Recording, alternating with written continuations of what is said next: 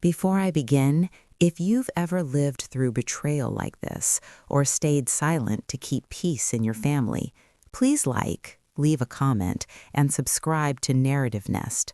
Your stories matter more than you know. I remember the sound of the chair scraping against the kitchen floor as I lowered myself into it, careful not to bump my arm. The cast was still too white, too clean, like it didn't belong on someone my age who'd spent her whole life being careful. My arm throbbed with a dull ache that traveled up into my shoulder and down into my chest, settling somewhere near my heart. The table smelled faintly of lemon cleaner and burnt toast. It was a smell I'd known for decades, a smell that once meant safety. That morning, it felt like a stranger. My daughter, Lila, sat across from me, her hands wrapped tightly around a mug she hadn't touched. Her husband, Mark, leaned against the counter behind her, arms crossed, jaw clenched. The silence between us was thick, heavy with things unsaid, with truths circling the room but refusing to land. "I still don't understand how it happened," Lila said finally, her voice too light, like she was talking about a chipped plate instead of my broken arm. I looked down at the cast, tracing the edge where it met my skin.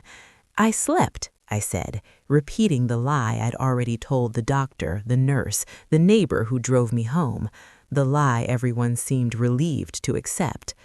Mark let out a short laugh that didn't reach his eyes.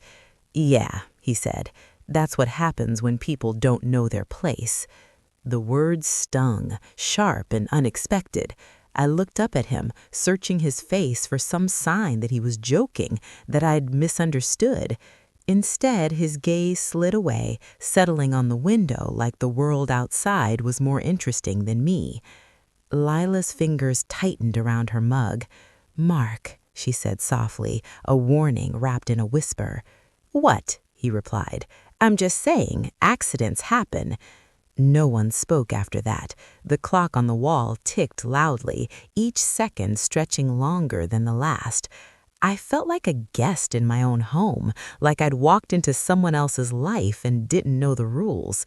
It hadn't always been this way. There was a time when Lila and I talked every day, when she called me for recipes and advice and just to hear my voice. When she met Mark, I'd been cautiously hopeful. He was charming in that loud, confident way that filled a room. He brought flowers the first time he came over, shook my hand firmly, looked me straight in the eye. I told myself that was a good sign. The changes were small at first. Lila stopped calling as often. When she did, she sounded distracted, like she was always in the middle of something else. She canceled lunches, missed birthdays, forgot things she used to remember. I blamed adulthood, marriage, the way life pulls you forward whether you're ready or not. Then there were the comments, little jabs disguised as jokes about how I cooked, how I dressed, how I raised Lila. Mark always laughed after, like that made it okay. Lila laughed too, a beat too late, her smile tight. I told myself I was being sensitive. I'd spent my whole life telling myself that. The day my arm broke started like any other. I'd gone over to their house to help Lila organize the nursery. She was pregnant for her first child, my first grandchild, and I wanted to be useful. I wanted to feel needed again. The room was half painted, boxes stacked against the walls, sunlight streaming through the window. It should have felt joyful. Mark was there, pacing, complaining about the mess, about the cost, about how nothing was ever done right. Lila tried to soothe him, her voice calm, practiced. I watched her, my chest tightening, recognizing a tone I'd used myself once, long ago, in a different marriage I'd promised myself my daughter would never repeat. I made a suggestion, something small about where the crib might go. Mark turned on me so fast I barely had time to register it. His words were sharp, cruel, aimed straight at my age, my usefulness, my place. I told him he was being unkind. I told him he didn't need to speak to me that way. That's when it happened, the moment that still replays in my mind when the house is quiet. The step forward, the shove that was just hard enough. the world tilting, the floor rushing up to meet me, the sound of my own body hitting the ground, a crack that echoed louder than my scream. Lila cried out, Mark cursed, someone slammed a door, and then there was pain, blinding and absolute, and the awful realization that something was very wrong. At the hospital, Mark told the story for all of us. I slipped, I lost my balance, these things happen. Lila stood beside him, nodding, her eyes glossy with unshed tears. I wanted to tell the truth. I wanted to say the words out loud and watch them change everything. But when I opened my mouth, I saw Lila's face, pale and frightened, and I closed it again. Back at the table that morning, with my arm in a cast and my heart in pieces, Lila finally spoke again. She looked at me then, really looked at me, and for a moment I saw my little girl, the one who used to crawl into my bed after a nightmare. "He won't do it again," she said quietly. "Do what?" I asked, though we both knew. She swallowed. "Cross lines." Mark scoffed from the counter. "I already handled it." That's when Lila said the words that would haunt me long after. She didn't raise her voice, she didn't look proud, she just said it like it was a fact she'd accepted. My husband taught her a lesson. The room went cold. I felt something inside me crack, something deeper than bone. I realized then that whatever lesson had been taught, it wasn't about respect or boundaries. It was about silence, about knowing when to stop speaking, about understanding exactly how much pain you were expected to endure for the sake of family. I looked at my daughter, really looked at her, and wondered when she'd learned that lesson herself.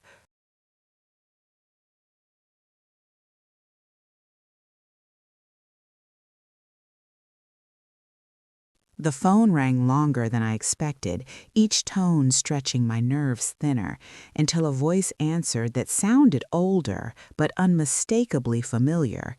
It was Denise, Mark's first wife, a name Leela had forbidden in our house the way some families forbid politics at dinner. Denise and I had met only once, years ago, at a school fundraiser, back when Mark was still charming in public and careful in private. I remembered her eyes most of all, the way they searched rooms like exits. When she said hello, I swallowed the urge to apologize for calling out of the blue and told her simply that I needed to ask her something important. There was a pause, the kind that carries years inside it, and then she said she'd been waiting for this call longer than she wanted to admit.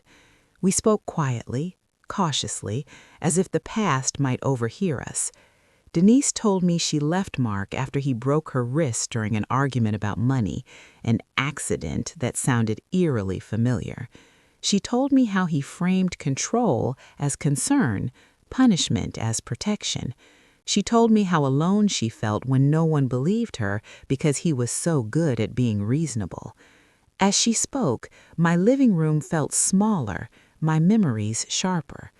I wasn't surprised by what she said, but I was devastated by how clearly it fit. When we hung up, she warned me gently that Mark would not take exposure lightly, that men like him escalate when cornered. I promised her I would be careful, though I wasn't sure what careful looked like anymore. That afternoon, Leela called to check on me. Her voice was sweet, practiced, asking about my arm, offering to come by. I said no, told her I needed rest. I didn't trust myself not to say too much, and I didn't trust her not to repeat it. After we hung up, guilt flooded in, heavy and familiar. Mothers are trained to feel guilty for breathing wrong around their children, but underneath it was something steadier, something like resolve. I began to write everything down, dates, comments, moments that once seemed small but now lined up like evidence. I wasn't building a case for court, not yet. I was building one for my own sanity. A few days later, my sister came over with groceries and questions. She'd heard through the family grapevine that I'd fallen, that there was tension. I told her the truth, my voice shaking but clear. She listened without interrupting, her face tightening with every word. When she finished, she reached for my good hand and said she believed me. I didn't realize how much I needed that until then. Belief is a powerful medicine. Together, we talked about options: counseling, intervention, distance. None of them felt sufficient on their own. What scared me most wasn't Mark, it was losing Leela to a version of herself that thought pain was normal. The following week, I asked Leela to meet me alone, just the two of us, at a small cafe we used to love. She agreed, wary but curious. When she arrived, she hugged me carefully, her arms stiff. We ordered tea, and for a few minutes we talked about nothing, about weather and work. Then I told her about Denise. I watched the color drain from her face as recognition flickered. She said Mark told her Denise was unstable, vindictive. I nodded and told her that's what he said about everyone who left him. I showed her my notes, my arm still in its cast, the timeline that no longer looked accidental. Leela cried then, quietly, tears slipping into her tea. She said she didn't know how things had gotten so bad, that she felt trapped between defending me and defending the life she'd built. I told her I wasn't asking her to choose sides, only to choose safety. She said she needed time. Time felt dangerous, but I agreed. When she left, she hugged me tighter, and for the first time in months, it felt like my daughter again. That night, Mark called me. His tone was polite, almost friendly, but there was steel underneath. He said Leela was upset and that I should stop meddling. He reminded me of my dependents, of how they'd helped me, of how easily stories can be misunderstood.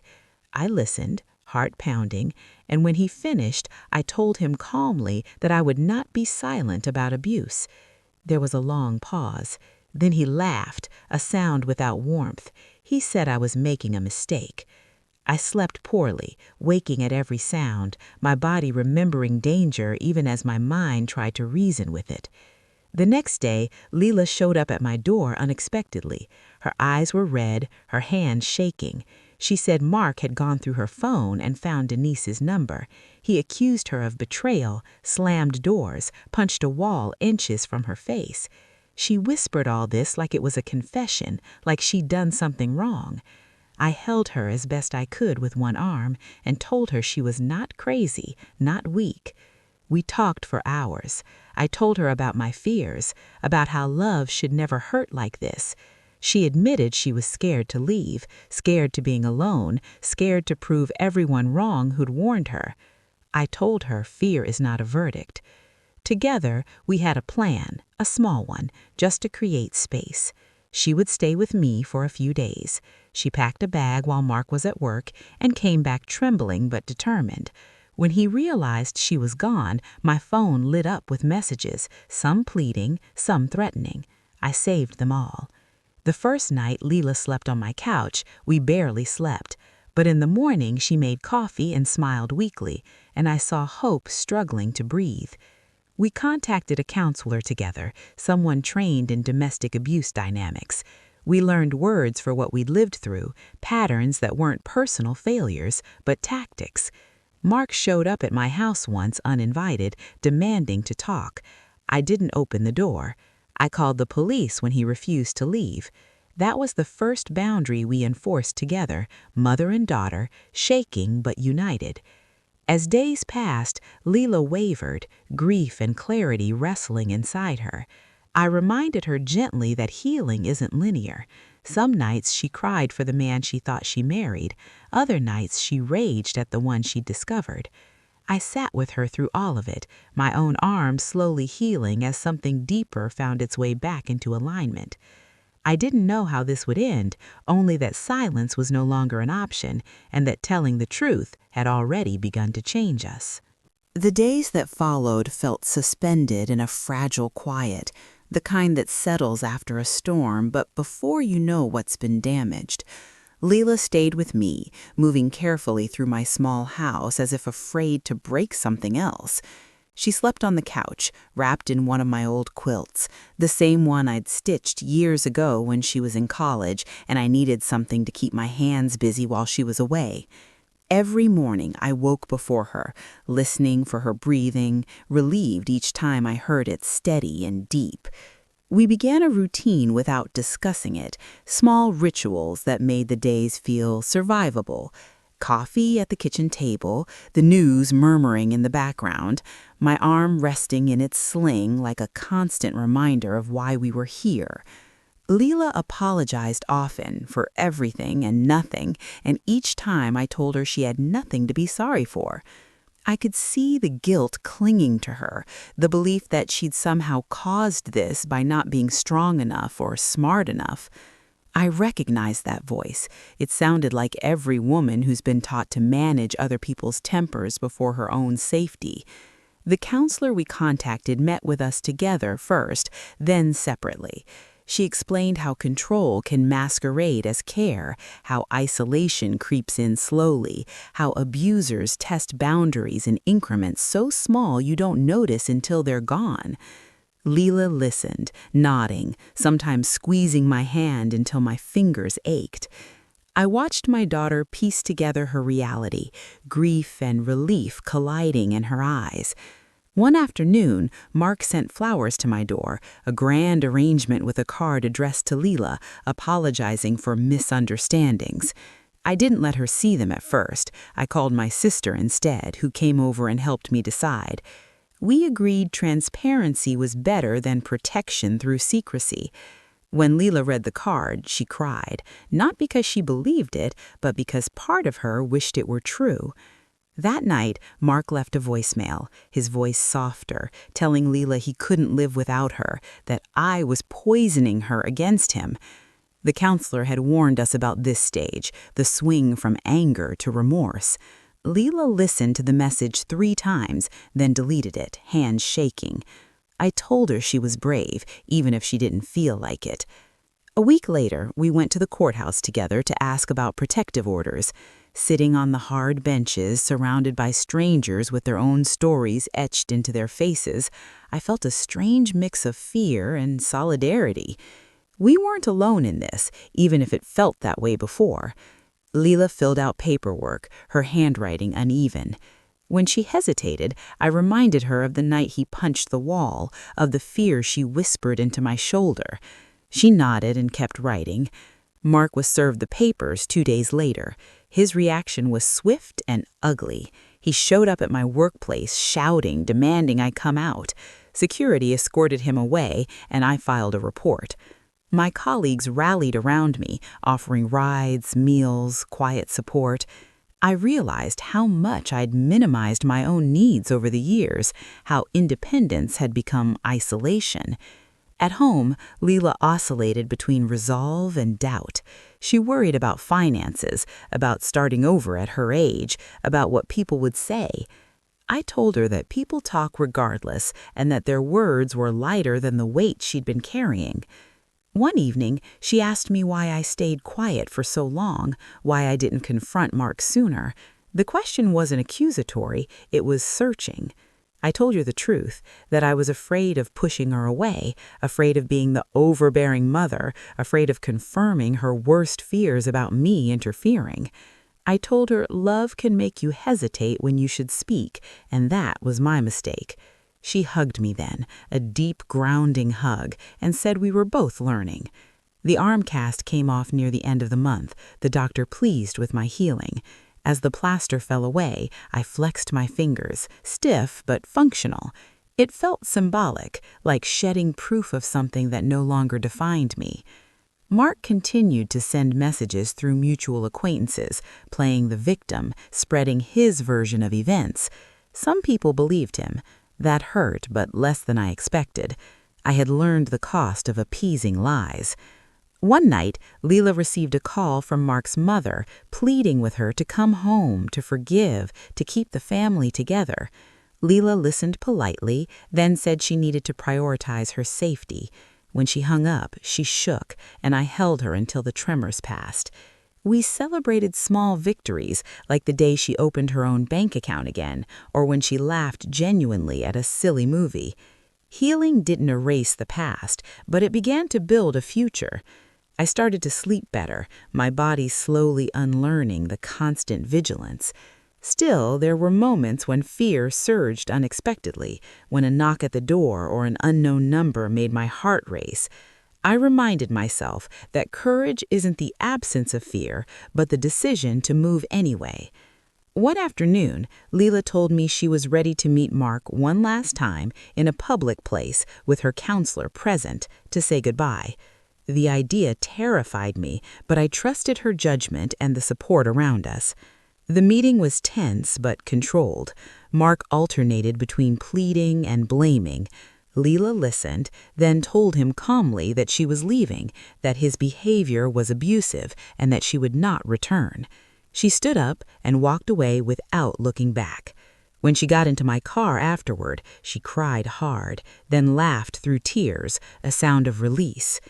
Driving home, I felt an overwhelming pride, not because she'd followed my advice, but because she'd found her own strength. That night, we sat on the porch watching the sunset, and Leela quietly said she was grateful I hadn't given up on her. I told her I never would. As the sky darkened, I thought about how close I'd come to staying silent, to accepting a story that harmed us both. I knew the road ahead would still be complicated, full of legal steps and emotional work. But for the first time since I sat at that table with a broken arm, I felt something like peace settling in, tentative but real, and I held on to it like a promise. The days that followed felt suspended in a fragile quiet, the kind that settles after a storm but before you know what's been damaged. Leela stayed with me, moving carefully through my small house as if afraid to break something else. She slept on the couch, wrapped in one of my old quilts, the same one I'd stitched years ago when she was in college and I needed something to keep my hands busy while she was away. Every morning I woke before her, listening for her breathing, relieved each time I heard it steady and deep. We began a routine without discussing it, small rituals that made the days feel survivable. Coffee at the kitchen table, the news murmuring in the background, my arm resting in its sling like a constant reminder of why we were here. Leela apologized often for everything and nothing, and each time I told her she had nothing to be sorry for. I could see the guilt clinging to her, the belief that she'd somehow caused this by not being strong enough or smart enough. I recognized that voice. It sounded like every woman who's been taught to manage other people's tempers before her own safety. The counselor we contacted met with us together first, then separately. She explained how control can masquerade as care, how isolation creeps in slowly, how abusers test boundaries in increments so small you don't notice until they're gone. Leela listened, nodding, sometimes squeezing my hand until my fingers ached. I watched my daughter piece together her reality, grief and relief colliding in her eyes. One afternoon, Mark sent flowers to my door, a grand arrangement with a card addressed to Leela, apologizing for misunderstandings. I didn't let her see them at first. I called my sister instead, who came over and helped me decide. We agreed transparency was better than protection through secrecy. When Leela read the card, she cried, not because she believed it, but because part of her wished it were true. That night, Mark left a voicemail, his voice softer, telling Leela he couldn't live without her, that I was poisoning her against him. The counselor had warned us about this stage, the swing from anger to remorse. Leela listened to the message 3 times, then deleted it, hands shaking. I told her she was brave, even if she didn't feel like it. A week later, we went to the courthouse together to ask about protective orders. Sitting on the hard benches, surrounded by strangers with their own stories etched into their faces, I felt a strange mix of fear and solidarity. We weren't alone in this, even if it felt that way before. Leela filled out paperwork, her handwriting uneven. When she hesitated, I reminded her of the night he punched the wall, of the fear she whispered into my shoulder. She nodded and kept writing. Mark was served the papers 2 days later. His reaction was swift and ugly. He showed up at my workplace, shouting, demanding I come out. Security escorted him away, and I filed a report. My colleagues rallied around me, offering rides, meals, quiet support. I realized how much I'd minimized my own needs over the years, how independence had become isolation. At home, Leela oscillated between resolve and doubt. She worried about finances, about starting over at her age, about what people would say. I told her that people talk regardless and that their words were lighter than the weight she'd been carrying. One evening, she asked me why I stayed quiet for so long, why I didn't confront Mark sooner. The question wasn't accusatory, it was searching. I told her the truth, that I was afraid of pushing her away, afraid of being the overbearing mother, afraid of confirming her worst fears about me interfering. I told her love can make you hesitate when you should speak, and that was my mistake. She hugged me then, a deep, grounding hug, and said we were both learning. The arm cast came off near the end of the month, the doctor pleased with my healing. As the plaster fell away, I flexed my fingers, stiff but functional. It felt symbolic, like shedding proof of something that no longer defined me. Mark continued to send messages through mutual acquaintances, playing the victim, spreading his version of events. Some people believed him. That hurt, but less than I expected. I had learned the cost of appeasing lies. One night, Leela received a call from Mark's mother, pleading with her to come home, to forgive, to keep the family together. Leela listened politely, then said she needed to prioritize her safety. When she hung up, she shook, and I held her until the tremors passed. We celebrated small victories, like the day she opened her own bank account again, or when she laughed genuinely at a silly movie. Healing didn't erase the past, but it began to build a future. I started to sleep better, my body slowly unlearning the constant vigilance.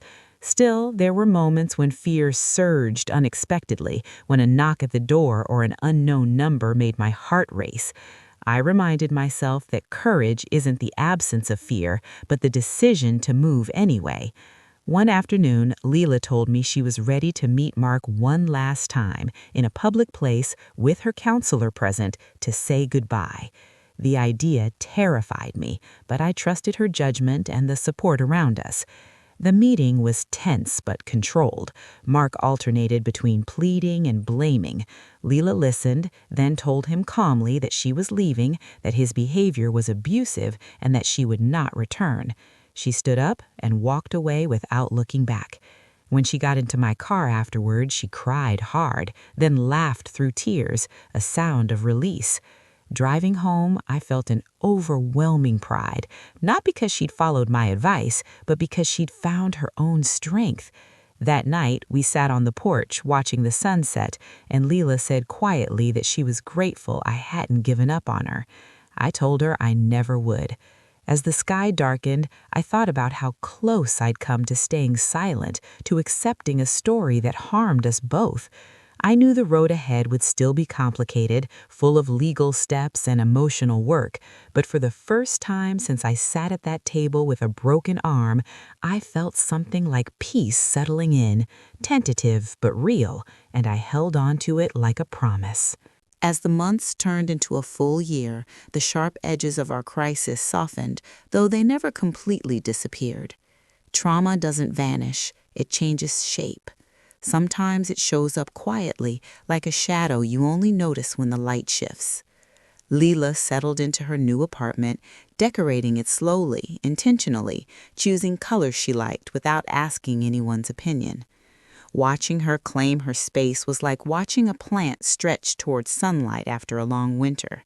She invited me over often, cooked meals that sometimes failed spectacularly, and laughed about it instead of apologizing. I saw how much of herself she'd shrunk without realizing it, how freedom wasn't loud or reckless, but gentle and steady. I continued therapy, uncovering patterns I'd passed down without meaning to. I learned how my own marriage, long before Mark entered our lives, had taught me endurance at the cost of voice. My late husband wasn't cruel, but he was distant, and I'd learned to fill silences rather than question them. That habit followed me into motherhood, where I tried to shield Leela from discomfort instead of teaching her how to sit with it. Naming that didn't rewrite the past, but it gave me compassion for the choices I'd made. Leela and I talked openly about generational lessons, about what we wanted to keep and what we wanted to leave behind. She told me she no longer wanted to be the easy one, the peacemaker at her own expense. I told her I was proud of her, not for leaving Mark, but for choosing herself afterward. One afternoon, Denise called me again. She'd heard through mutual contacts that Leela was doing well and wanted to check in. We met for coffee, three women connected by the same man's shadow. Denise looked healthier than I remembered, her posture relaxed. She told us about her life now, her job, her partner who treated her with kindness she once thought boring. Leela listened intently, asking questions, absorbing proof that survival could lead to joy, not just relief. That meeting felt like closing a circle, turning shared pain into shared wisdom. Not all encounters were so healing. Mark attempted one last reach, sending a letter to Leela's apartment. He wrote about regret, about missing her, about change. Leela brought the letter to me, hand steady. We read it together. I asked her how it made her feel. She thought for a long moment, then said, "Sad, but not tempted." She tore it up herself and threw it away. That act, small as it seemed, felt monumental. It was the final lesson she needed to teach herself. Around that time, my sister suggested we take a short trip together, just the two of us, something we'd postponed for years. We drove to the coast, windows down, talking about everything except the past, until suddenly we were talking about nothing else. There's something about open water that invites truth. I told her how close I'd come to minimizing what happened, to calling it an accident and moving on. She told me she'd worried about me, about how easily I shouldered burdens alone. We promised each other we'd do better, not perfectly, just better. Back home, life resumed its quiet rhythm. Leela advanced at work, her confidence noticeable. She hosted a small gathering for friends and family, laughter filling her apartment, warmth radiating from her in a way I hadn't seen since she was young. At one point, she caught my eye across the room and smiled, a full, unguarded smile. I felt tears prick my eyes, overwhelmed by gratitude. Later that night, after everyone left, she hugged me and said, "Thank you for not giving up on me, even when I didn't know I needed you." I told her thank you for trusting me when it mattered most. As I lay in bed that night, I thought back to that dinner table, to the moment she'd spoken about being taught a lesson. I realized the real lesson had been patience without silence, love with boundaries, courage that looks like persistence rather than confrontation. I had feared that speaking up would cost me my daughter. Instead, it saved our relationship. The broken arm healed, the fear receded, but the truth remained. Sometimes the most dangerous thing you can do is stay quiet, and the bravest thing is to tell your story, even when your voice shakes. I fell asleep with that thought, at peace with the knowledge that our family, though changed, was finally honest. Time has a strange way of revealing what truly mattered all along. By the second year after everything unraveled, the crisis no longer defined our days, but it had reshaped how we lived inside them. Leela had grown into a quieter confidence, not loud or performative, but rooted. She trusted herself now, and that trust showed up in small, consistent ways. She said no without apology. She paused before agreeing. She noticed how her body reacted to people and situations and listened instead of dismissing it. Watching her felt like witnessing a miracle made of ordinary choices. For me, life became less about endurance and more about intention. I retired earlier than planned, something I once feared would leave me purposeless.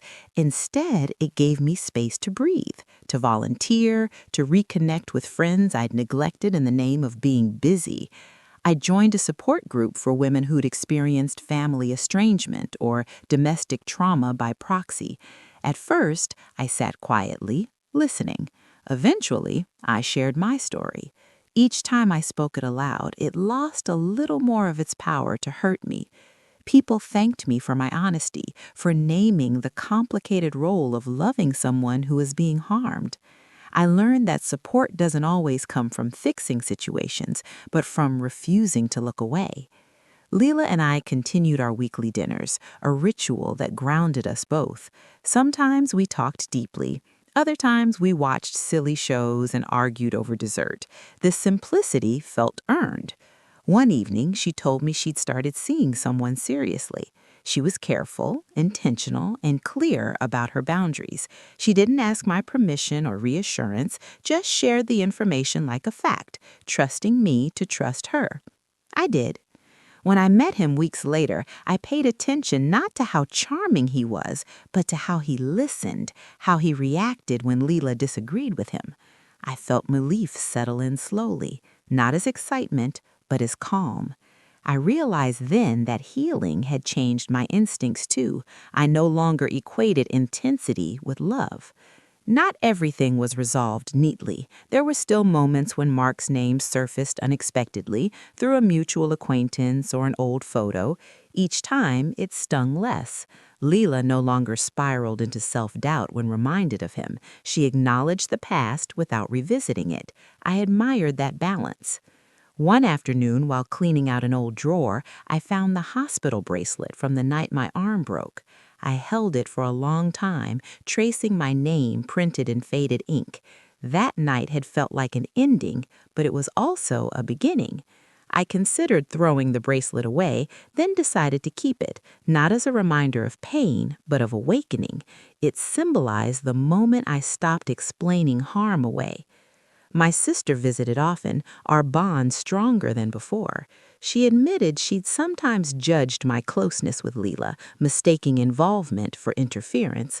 We laughed gently at our misunderstandings, grateful they no longer mattered. Family gatherings slowly became easier. Conversations shifted. The unspoken tension eased. Some relationships had changed permanently, but I accepted that not all connections survive truth. And that was okay. One crisp morning, Leela and I took a walk through a park near my house. Leaves crunched beneath our feet, the air sharp and clean. She told me she'd been reflecting on how easily she once mistook control for care, and how she now understood that love should expand you, not shrink you. She asked me if I ever regretted speaking up. I answered without hesitation, no. Regret lives in silence, not in honesty. Even when honesty costs you something, it gives you back yourself. She nodded, thoughtful. We walked in comfortable silence for a while, and I felt a deep sense of peace settle in my chest. That night, I wrote a letter I never intended to send. It was addressed to Mark, but it wasn't for him. It was for me. I wrote about the fear, the guilt, the moment I chose truth over comfort. When I finished, I folded the letter and tucked it away, not as unfinished business, but as closure. As I prepared for bed, I realized how far we'd come from that dinner table, from the words that once shattered me. My daughter no longer defined herself by a lesson taught through pain. She defined herself by resilience, by clarity, by choice. And I no longer defined myself by sacrifice alone. I had learned that protecting someone doesn't mean shielding them from truth. Sometimes it means standing in it together. As I turned off the light, I felt grateful, not just for survival, but for transformation. The story wasn't about a broken arm anymore. It was about a broken pattern, finally healed.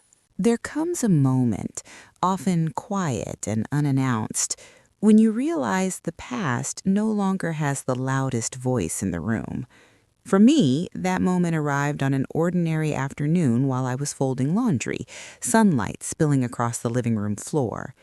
Lila had stopped by earlier just to say hello. No crisis, no heavy conversation, just a kiss on my cheek and a reminder about our dinner plans. After she left, I stood there holding one of her sweaters, smiling at how normal everything felt. Normal had once seemed impossible, like a luxury reserved for other families. Now it lived in my house, unremarkable and precious. That realization brought a wave of emotion I hadn't expected. Not sadness, but gratitude so deep it made my chest ache. Lila and I had both changed, not into hardened versions of ourselves, but into truer ones. She no longer measured her worth by someone else's approval. I no longer measured my love by how much I could endure. The shift was subtle but profound. We talked about the future more than the past now. She shared plans about possibly moving to a bigger place, maybe adopting a dog, maybe traveling somewhere she'd always postponed because Mark didn't like uncertainty. I listened with joy, careful not to let old fears creep in. Trusting her meant trusting the woman she'd become, not the girl I once tried to protect from everything. Around that time, a distant relative reached out, someone who had heard fragments of our story and wanted details. I declined politely. I had learned that not everyone deserves access to your wounds. Some people ask out of concern, others ask out of curiosity. Discernment is part of healing. I shared what mattered with those who mattered. One evening, Lila and I cooked dinner together at my house, music playing softly, the windows open. She teased me about over-seasoning, I teased her about undercooking pasta, and we laughed, the sound easy and familiar. At the table, she grew quiet for a moment, then told me she'd been thinking about that night, the dinner when she spoke those words that broke something between us. She said she carried shame about it for a long time, afraid I'd never forget. I reached across the table and took her hand. I told her I remembered, but I didn't relive it. There's a difference. Remembering is how we learn, reliving is how we stay trapped. I told her forgiveness didn't erase accountability, but it allowed growth. She cried then, not from pain, but from release. We sat like that for a while, hands clasped, the past finally losing its grip. Later, alone, I reflected on my own journey. I had entered this chapter believing my role was to protect at all costs, even if it meant silence. I was leaving it knowing that protection sometimes means confrontation, and love sometimes means letting go of the illusion of harmony. I thought about other mothers, other families, sitting at tables swallowing their truth to keep the peace. I wished they could see what waited on the other side of speaking up. Not perfection, not ease, but authenticity. I received a message from Denise a few weeks later. She said she was getting married and wanted to thank me, not because I'd saved her, but because our shared honesty had reminded her she wasn't alone back then. I smiled at the message, touched by how ripples travel farther than we ever know. Healing rarely stays contained to one life. It moves outward, quietly changing others. On the anniversary of the night my arm broke, I did something symbolic. I took that old hospital bracelet, along with the unsent letter and a few notes from my early therapy sessions, and I placed them in a small box. I didn't burn them or throw them away. I acknowledged them, thanked them for what they taught me, and put them on a shelf. They were no longer weights I carried, just chapters I'd read. That night, Lila came over for tea. We sat on the couch, the same one she'd slept on during those first terrifying weeks. She rested her head on my shoulder, something she hadn't done in years.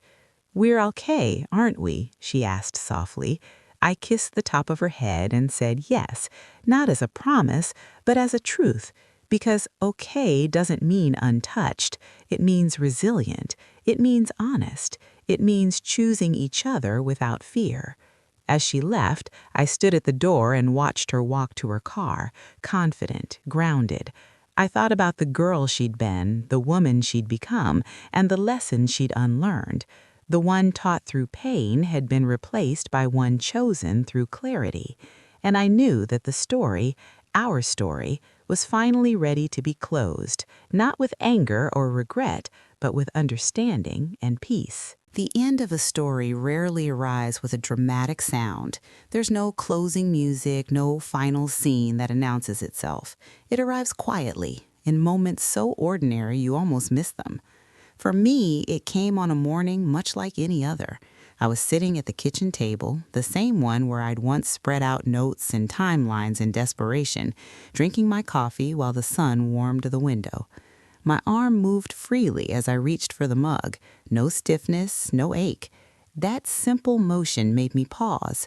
There had been a time when lifting a cup felt like proof of everything that had gone wrong. Now it was just a gesture, unremarkable and easy. I smiled to myself, realizing how far I'd come. Leela called later that day, not because she needed advice or reassurance, but because she wanted to share a small victory at work. I listened, offered congratulations, and noticed something important. She wasn't seeking validation, she was sharing joy. That difference mattered more than any apology or explanation ever could. In the weeks that followed, life continued to unfold in gentle ways. Leela moved forward with her plans, cautious but hopeful. I watched her navigate relationships with a clarity that told me the cycle had truly been broken, not because she'd memorized red flags, but because she trusted her own discomfort and respected it. I felt a quiet pride that had nothing to do with credit and everything to do with relief. As for me, I began speaking more openly about my experience, not to everyone, but to those who needed to hear it. At the community center where I volunteered, a woman once pulled me aside after a meeting and said my story helped her understand her daughter better. I didn't offer solutions. I simply told her what I'd learned, that love doesn't require silence, and fear is not the same as peace.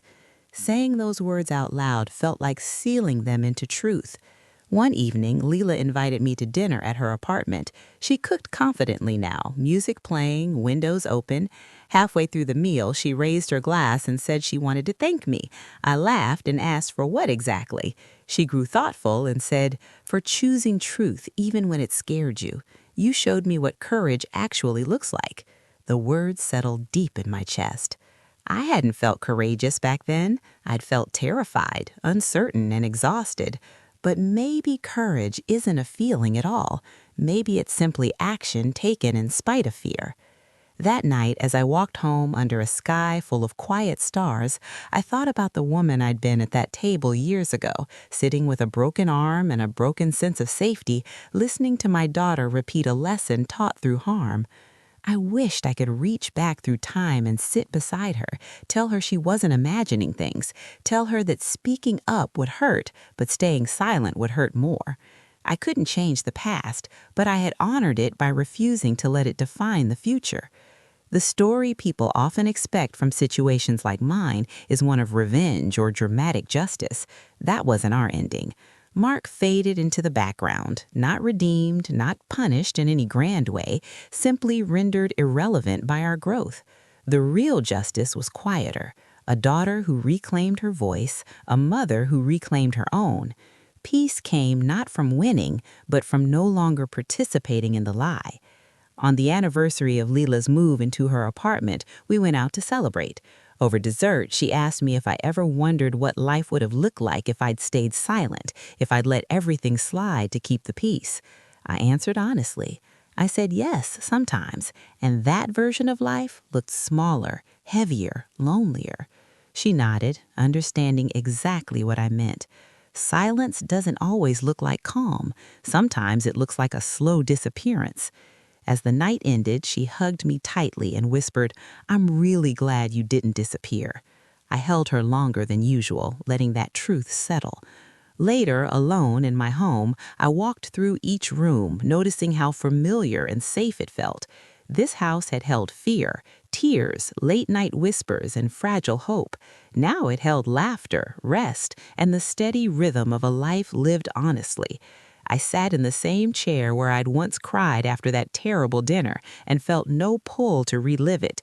The memory was there, but it no longer demanded anything from me. It was simply part of the path that led here. If there is a lesson in all of this, it isn't that families are perfect or that love conquers everything without cost. It's that love requires truth to survive, that protecting someone doesn't mean shielding them from reality, and that sometimes the bravest thing a mother can do is trust that her child is strong enough to face the truth, especially when that truth is painful. I turned off the lights and went to bed, my heart calm, my mind clear. The story that began with a broken arm ended with something far more valuable, a restored sense of self, a relationship rebuilt on honesty, and the quiet confidence that comes from choosing courage over comfort. And as I drifted to sleep, I knew this chapter was truly closed, not because everything was perfect, but because it was finally real. I didn't expect to tell more of this story because I believed closure meant silence. But I've learned that closure is really about understanding what comes after peace. Life doesn't stop once the lesson is learned, it simply asks you to live it. In the years that followed, that's exactly what I tried to do. Not perfectly, not loudly, but honestly. I woke up each morning with the simple intention to stay present in my own life instead of bracing for disaster. Some days that was easy. Other days, old instincts whispered that calm was temporary, that I should prepare for impact. When that happened, I reminded myself that vigilance born from fear is not wisdom. Trusting peace takes practice. Leela continued to grow into herself in ways that surprised even her. She changed jobs, not because she was unhappy, but because she realized she was allowed to want more. She adopted a dog, a scruffy little thing with too much energy and an anxious streak that softened over time. Watching her train that dog with patience and consistency felt symbolic. She understood now that safety is built, not demanded. We laughed about that more than once.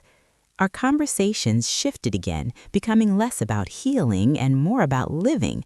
We talked about books, about aging, about what it means to forgive without reopening doors. She once asked me if I ever missed the version of her that needed me more. The question caught me off guard.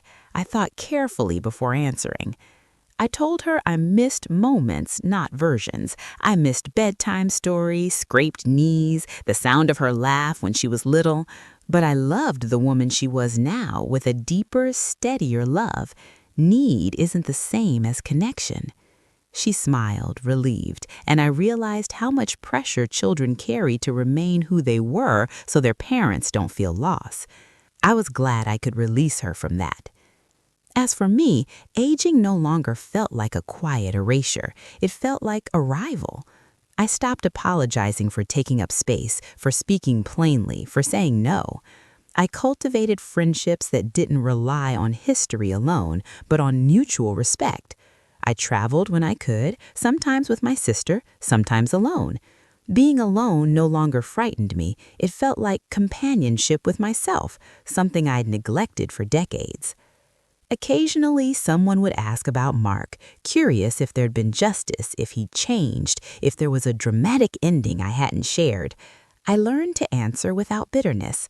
I said our lives simply moved in different directions. That was true. His story was no longer mine to tell or fix. Letting go of that responsibility felt like setting down a heavy bag I didn't realize I was still carrying. One afternoon, while volunteering, a young woman approached me with tears in her eyes. She said my story reminded her of her mother, that she wished her mother had spoken up sooner. The weight of that stayed with me. I went home and called Leela that night, not because I was afraid, but because I wanted to hear her voice. We talked about nothing important and everything important. I realized then that speaking up doesn't guarantee outcomes, but silence guarantees isolation. If telling my story helped even one family choose honesty sooner, it mattered. On my birthday that year, Leela hosted a small gathering. As we sat around the table, laughter filling the room, I noticed something quietly powerful. No one was afraid to speak. Disagreements were gentle, opinions were welcomed, love felt spacious. I caught Leela watching me, and she raised her glass in a silent toast. I felt something close to awe. This was the family culture we had built from the rubble of fear, not perfect, but safe. Later that night, after everyone left, I sat alone and thought about that first dinner, the one that started everything. I no longer felt anger when I remembered it.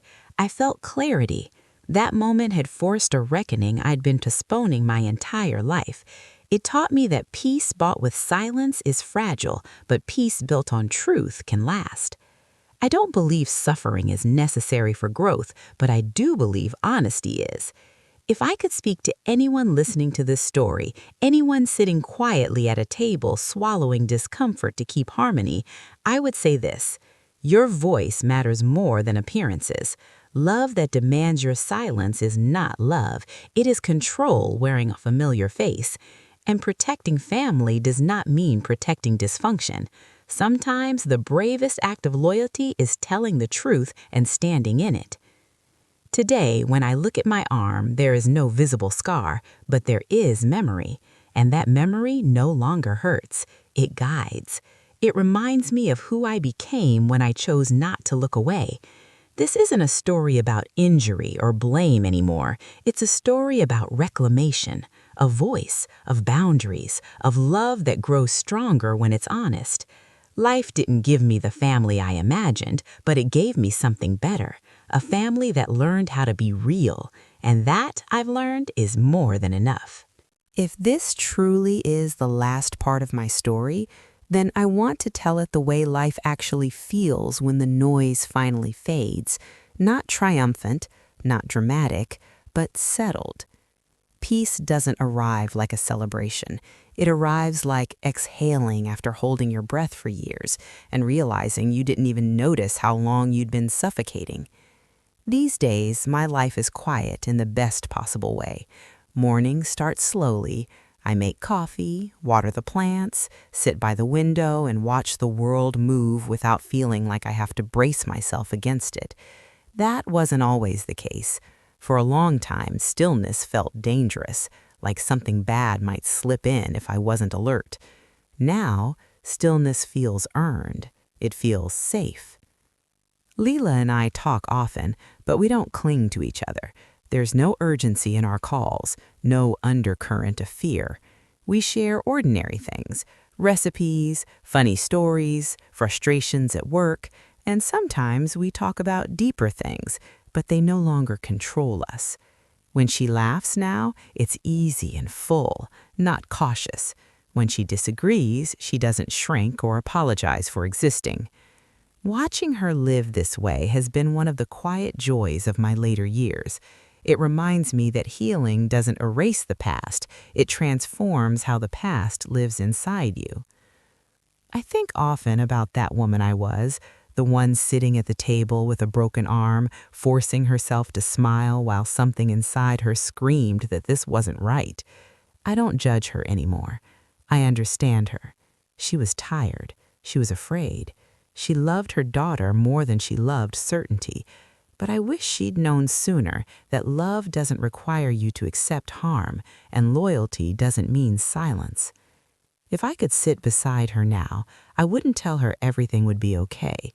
I would tell her that her instincts were right, and that listening to them would change everything. Aging has given me something I didn't expect, clarity without bitterness. I don't feel the need to punish the past or rewrite it. I accept it as a teacher, one that taught harsh lessons, but lessons I needed. I've learned that people don't always hurt you because they're evil. Sometimes they hurt you because they need control, and sometimes others enable it because facing the truth feels too disruptive. Understanding that doesn't excuse harm, but it frees you from carrying unnecessary hatred. I no longer wonder what became of Mark. That curiosity burned itself out. My life is too full to make room for someone who tried to shrink it. That in itself feels like justice. There are moments, small ones, that still catch me off guard. A raised voice in public can make my shoulders tense. A sudden argument can pull my heart into my throat. But now I notice those reactions with kindness instead of shame. Healing didn't make me invincible. It made me aware.